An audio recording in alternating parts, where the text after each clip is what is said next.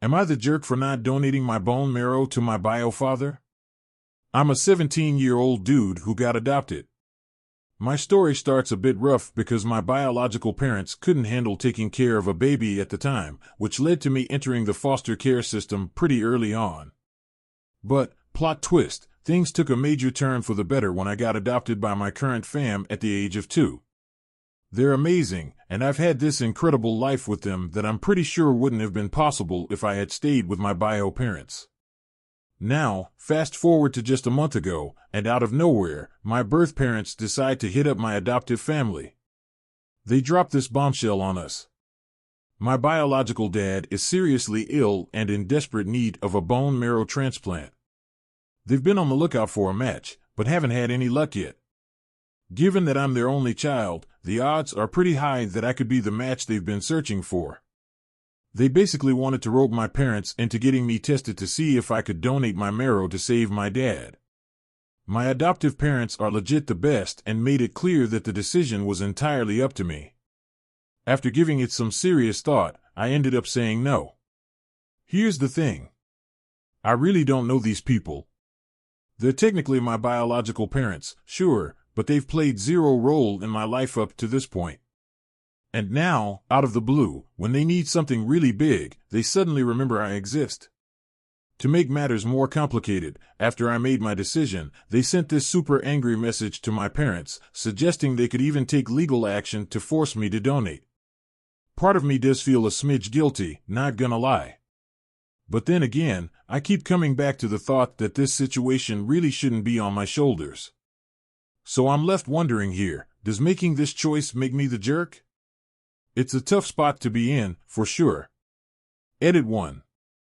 Oh hey, just a quick update, because I saw some stuff in the comments after I got back from running errands with my mom and wanted to explain a bit more about my situation. So, here's the deal. I don't really have any kind of relationship with my biological parents. According to what my adoptive parents have told me, I was placed into foster care when I was super young, like not even a month old. That's when my now parents found me and decided to adopt me, which became official right around the time I turned 2. I've got 4 siblings, and honestly, my life is pretty awesome. My parents let me know I was adopted once I was old enough to understand. But beyond that, I really didn't know anything about my biological parents. Like, I couldn't tell you what they look like or anything. I noticed someone mentioned that maybe I should consider donating, because who knows, I might need medical info from them in the future, or might want to get to know them, or something along those lines. But honestly, I have zero interest in meeting these people. Like, none at all. I'm not out here trying to find grandparents, cousins, aunts, or uncles, and I'm definitely not worried about finding out if there's some rare family disease. They're not my family. Not really. I've spent 17 years of my life without them. Why would I suddenly want to start getting to know them now? Edit 2. Alright, let me lay this out a bit more, especially since I saw some comments after I had to run to the store with my mom. I've seen some folks suggesting I should rethink my decision, maybe because of medical history reasons, or the chance to connect with my biological family. But here's the thing.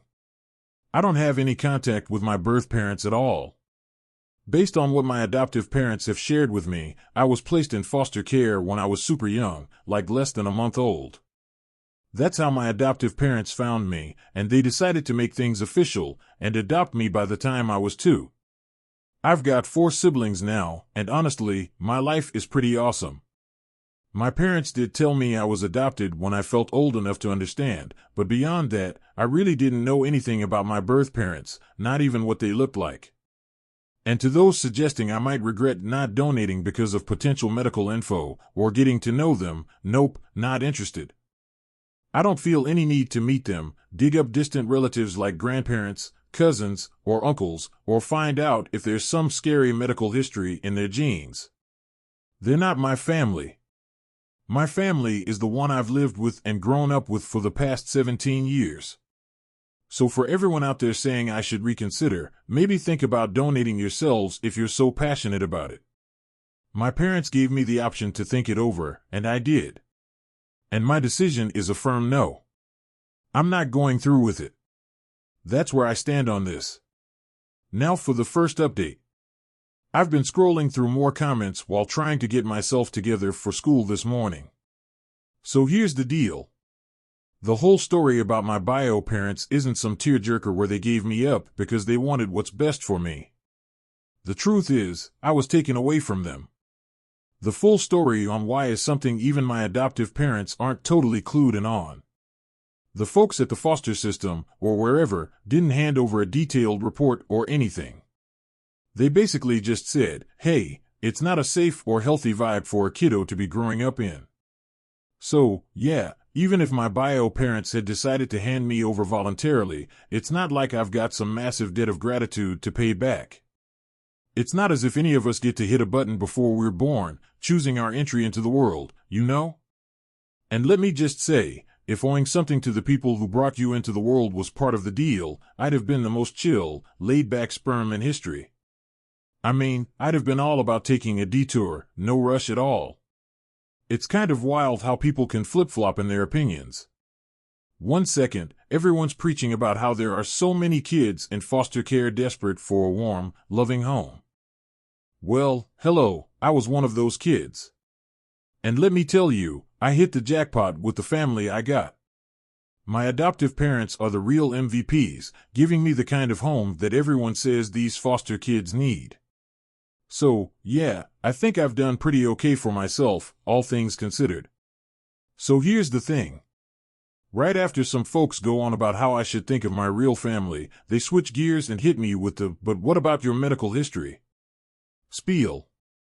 Here's the deal. I've got a family, a real one that's been with me through thick and thin for 17 years. And as for the medical history drama, some super nice folks slid into my messages to give me the 411 that, as of 2021, science is so advanced that I can get all the health deets I might need without ever having to chat with my bio parents again. How cool is that? Science has really stepped up its game, huh? I'm actually planning to share this whole saga with some of my buddies today because, honestly, I'm so done with it. Whether or not this dude, my bio dad, makes it isn't on me. Plus, I've seen people in the comments doing the math and guessing that the chances of me being a perfect match are pretty slim anyway. He's probably got better odds finding a match through the official donor lists than waiting around for me to get tested, only to find out I'm not the right fit. And then there are those folks who are all up on their high horse like, but wouldn't you donate to a complete stranger? Well, here's my take. I donate blood. But let's be real. A big part of why I do it is because it's a free pass out of PE class. I'm all for donating blood. It's a cool thing to do. And if someone out there gets my blood and it helps them, that's awesome. But that's about as far as I go thinking about it. And just imagine, even if my bio parents had come knocking on my adopted parents' door with a sob story and asking for a favor, it's not like that suddenly makes us family. It's a bit late in the game to start playing the family card, you know? Okay, so here's the deal. I need to put this out there, but honestly, even if we were all sitting around being super polite and beating around the bush, my answer would still be a big, fat no. I've been doing some digging on my own, you know, hitting up Google, reading through forums, and checking out all these stories. And, man, there are a ton of stories out there about kids who were pretty much seen as nothing more than their DNA. Like, their whole value to their family was just being a genetic match for a sibling or another relative who needed help. That's it. That's all they mattered for. And thinking about that, yeah, I don't owe my biological folks anything. Not a thing. And let's get real for a second. It doesn't even faze me that my bio mom might have had a hard time in labor with me because at the end of the day, they aren't my real family. My true family is this incredible group of people I live with now. They're the ones who are actually here for me, supporting me while all this wild stuff is going down. And get this. My parents are now trying to play detective to figure out how on earth my biological parents even found me. My adoption was supposed to be the sealed deal, totally closed. That means once they lost their rights to me, they shouldn't know a single thing about where I am or what I'm doing. I'm not totally sure if my adoptive parents are thinking about getting a lawyer involved or what, but I can tell they're really not pleased with any of this situation. It's a mess. But hey, life goes on, right? And speaking of life going on, I've got to make a move and get to school. Talk to you later. Now for the second update. So, here's the scoop, and I know it's been a hot minute since I filled you all in. Kicking off my college journey was wild enough without all the extra drama, thanks to the whole COVID chaos.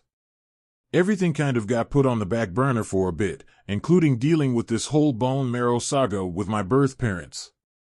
Let me just spill the whole tea for you. After I decided not to donate my bone marrow, my biological parents went off the deep end.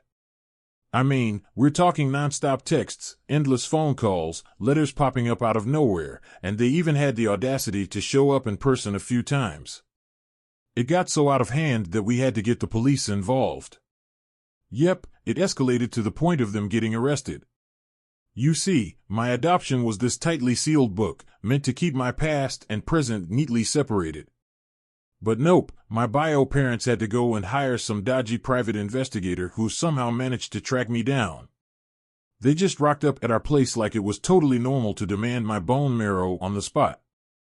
My family was having none of it and decided to take legal action. So as far as I'm in the loop, my biological parents are cooling their heels in jail, waiting for their turn in court. Which, by the way, is taking forever because of the ongoing pandemic delays. As for my biological dad's health scare that kicked off this whole mess, I'm not really sure what's going on there. Either the situation wasn't as dire as they made it out to be, or he found himself another donor. The specifics are kind of blurry to me. But yeah, I figured it was about time I updated everyone on how this whole roller coaster has been going. If you're curious about anything or have questions, shoot. That's the rundown for now. Edit. Okay, let's dive a bit deeper into the whole story about me getting taken away from my bio parents. Because I know it's kind of complex, and honestly, I'm still trying to piece it together myself. My adoptive folks, they're awesome, but even they don't have all the deets. They've asked around, tried to get some answers, but it's like trying to solve a mystery without all the clues. Here's what we kind of know. Somebody, at some point, got worried enough to call the cops. They were like, hey, check out this situation. Because they kept hearing a baby crying nonstop. Yep, that baby was yours truly. And there's this bit about drugs maybe being part of the picture, which my adoptive parents kind of suspect was the case. So, the cops did their thing, checked out the situation, and next thing I know I'm being scooped up and placed into foster care.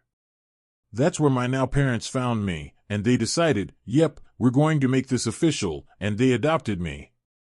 Fast forward to why my biological folks suddenly popped back into my life after years of radio silence. My adoptive dad has this theory that hits pretty close to home. He thinks they were sniffing around for money, believing that the whole sob story about needing my bone marrow was just some elaborate scam.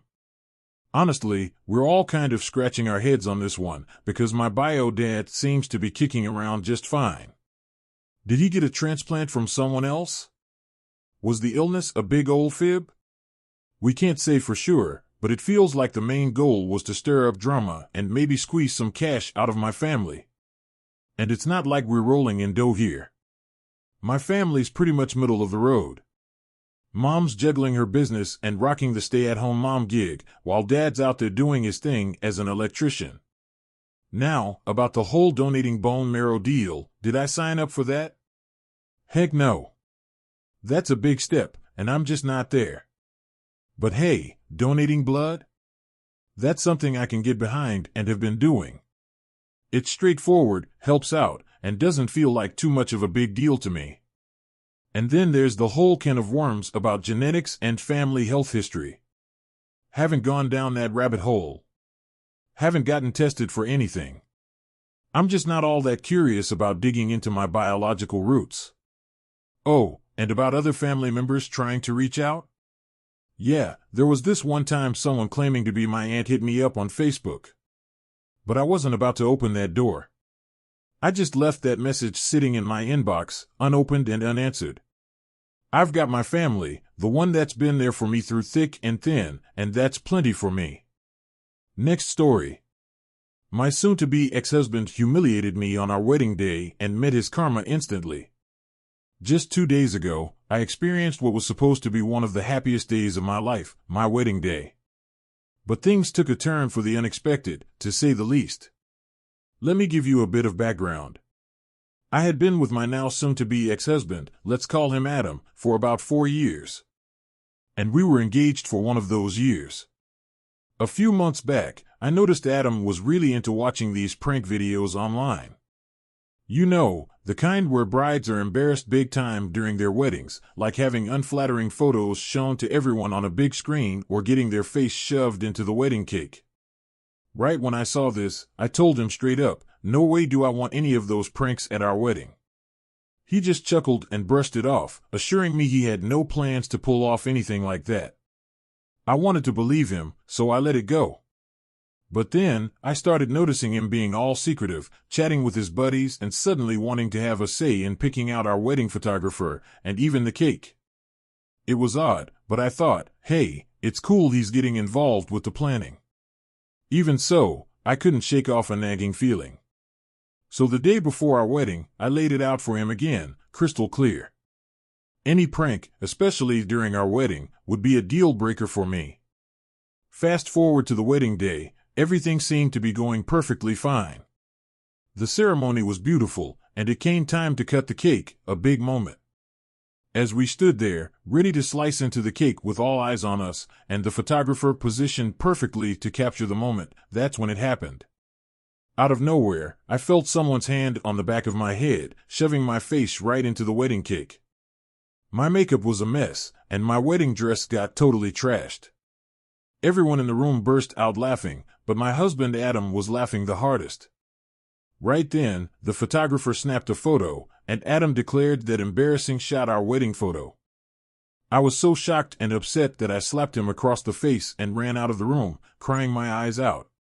Lucky for me, karma swung back around super fast, and it showed up in the form of Adam's brother, Liam. I had locked myself in the bathroom, bawling, when suddenly I heard Liam causing a huge scene out in the hall. His voice was loud and angry, something I couldn't quite make out from where I was. When I finally came out, Liam was there waiting. He looked serious and said Adam had something he needed to say to me. Adam was there too, looking all nervous and sorry, but couldn't even look me in the eye. Liam wasn't having any of that.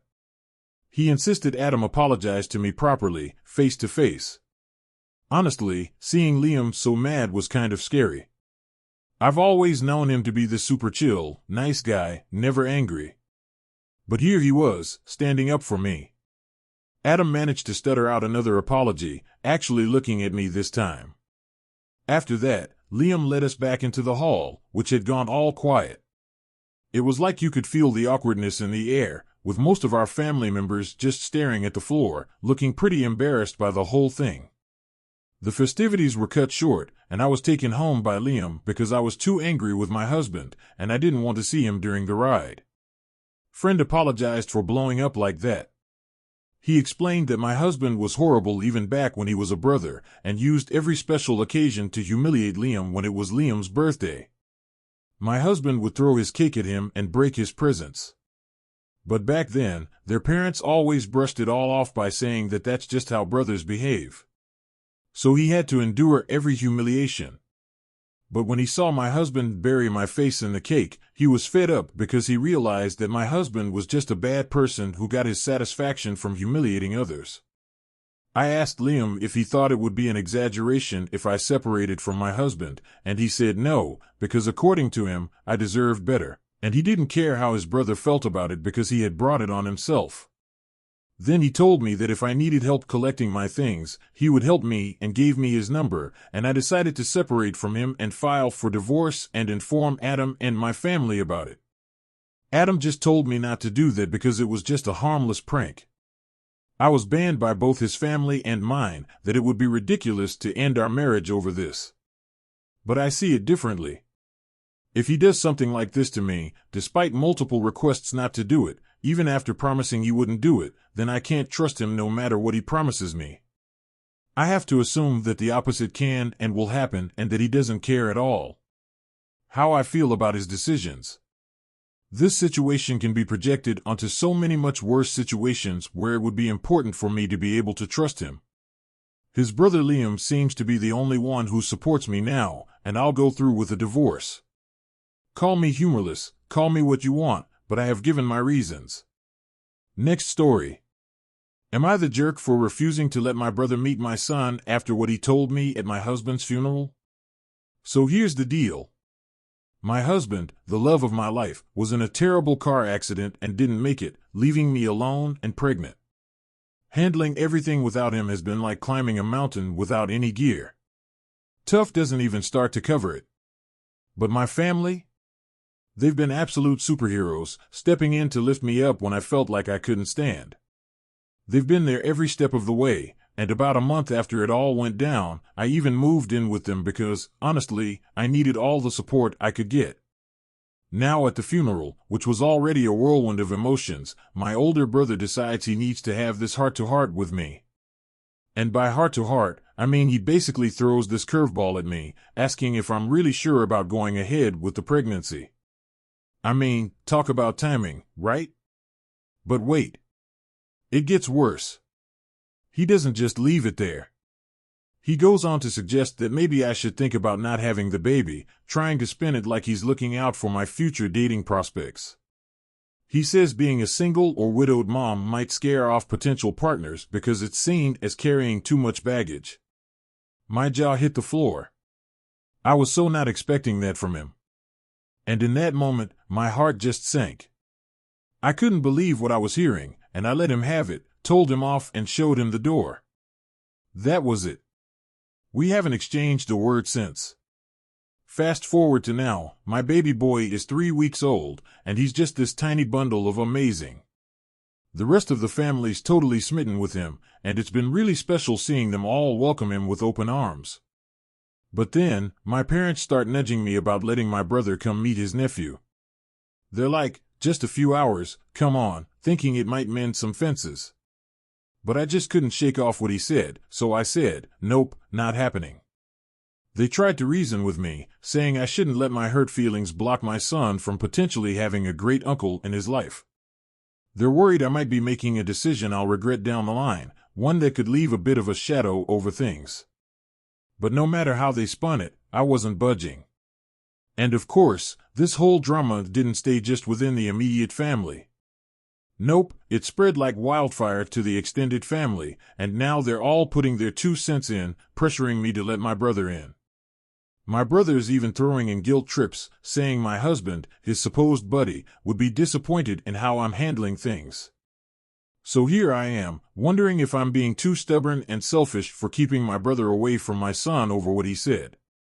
It's a whole tangled web of emotions and opinions, and honestly, it's a lot to process.